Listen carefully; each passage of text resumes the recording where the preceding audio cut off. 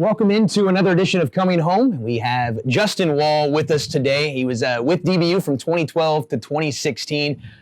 Justin, well, let's talk about your time in this program, and let's begin your redshirt season in 2012. That's a great ball club that you were a part of. How important was that year for you as you really look at what you did the rest of your career? I mean, it set the tone. I think that was an incredible team, and with a lot of incredible role models and guys that had been in the program for a while and really set the bar high for, my class of incoming freshmen, for the transfers that came in that year. Not only in the sense of, the right way to do things around the field, but also the expectation to win and to be, competitive with the top programs in the nation. There was a successful team, got a bid to a regional, just from having a great regular season and winning 40 games, and more than anything, just to come into an environment where the expectation to win is there. That was really kind of helped set the tone for my career. You talk about that expectation to win. You're part of some outstanding ball clubs, and we can talk about them all, but let's focus on that 2015 team. Number one RPI in the country. You host a regional for the first time in school history. At what point did you realize this team is very, very special? Yeah, I think probably even as early as the end of the year before. I think understanding, the year before we lost in the TCU regional and was disappointing, but knowing that we had, so many players coming back, there was going to be a lot of, veteran experience on that team, and it showed that year. And then again in the fall, seeing kind of how certain guys were growing into the roles that they needed to be in, and seeing Corey Taylor and Joseph Shaw really take control on the mound, and picking up a guy like Daniel Salters and Drew Turbin, really hitting his stride, and those guys really coming around and finding themselves. And from the get-go of that season, we knew we were going to be good, and we had a great year. And it was, for personally, one of the best teams that I've ever been a part of. I will always remember May 31st, 2015, in that Dallas regional, tons of rain. So you have to play two games. You got to beat Texas. You got to beat Oregon State.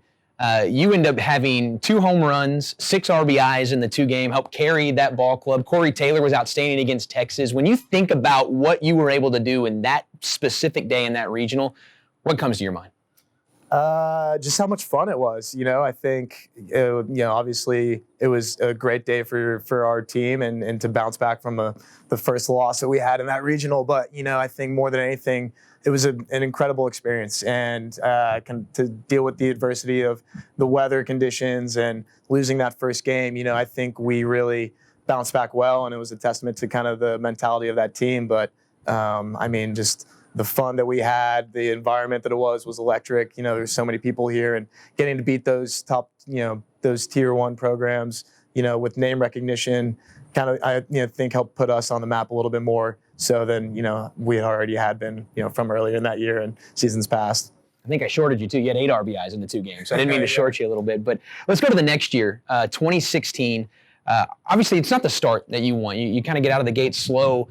You think when you hit May, things click for you. You're one of the hottest hitters, not just on the team, but in the country the last month or so of the season. You hit 420 the rest of the way. How did you handle that adversity with all the success you had in 2015 and then going into your redshirt senior season? Yeah, I think obviously my start to my season wasn't what I was expecting. And, I think at some point during the season, there wasn't necessarily a moment of realization, but I think personally it was just being about the team and realizing that we had something special, and that the team together as a whole was, a great group of guys who really had a lot of potential to go far in a regional. And so just, keeping that mindset and trying to stay focused on, whatever I needed to be for that team, whether it was producing on the field or trying to lead off the field. And, I think that's, kind of, I laid the groundwork for that, early in the season, and it came to fruition at the end of it. So it was good. One of the biggest moments from that season is in the regional, or in the conference tournament. And you guys are down against Southern Illinois. Everyone remembers the Matt Deuce game. He hits 3 home runs, one of those a grand slam, and of course the walk-off. But you hit a home run in a pinch hit roll. And I don't remember in the 8 years calling games being more excited for a player than in that moment when you come off the bench, you hit a home run to give your team a lead, the massive comeback. What do you remember about that game, that home run, and then how you guys were able to come back and get the walk-off against Southern Illinois? Yeah, I mean, I remember getting mauled in the dugout after it. It was a great feeling, and it felt great to be able to come through when I needed to for my team, and to know that, you know, those guys were all pulling for me, and to be able to deliver for them really was a fantastic feeling, and you know, really kind of summed up that year for me for sure. As we wrap things up here, you're second all-time in games played at DBU. You're top 10 in hits. You've been around this program for a very long time. What can you say about DBU baseball and what it's meant to you personally? It's just been such a great part of my life. You know, even from before going into college and the experience that I had here playing at a high level with some incredible coaches and some incredible teammates, till now after the fact, you know, seeing how it's shaped me to be, you know, the person I am today, and to be able to have held on to those friendships that I've made, and coming back here to this, and seeing all that's happened with the stadium and with the organization and the team, it's really just fulfilling, and you know, warms my heart just to kind of see, you know, everyone's face, seeing Coach Heath earlier, and going back in the dugout, you know, the nostalgia sets in, and it really is just, you know, such a light in my life. He's one of the best ever. Lace him up here at DBU. It's Justin Wall, and he's been our guest today on Coming Home.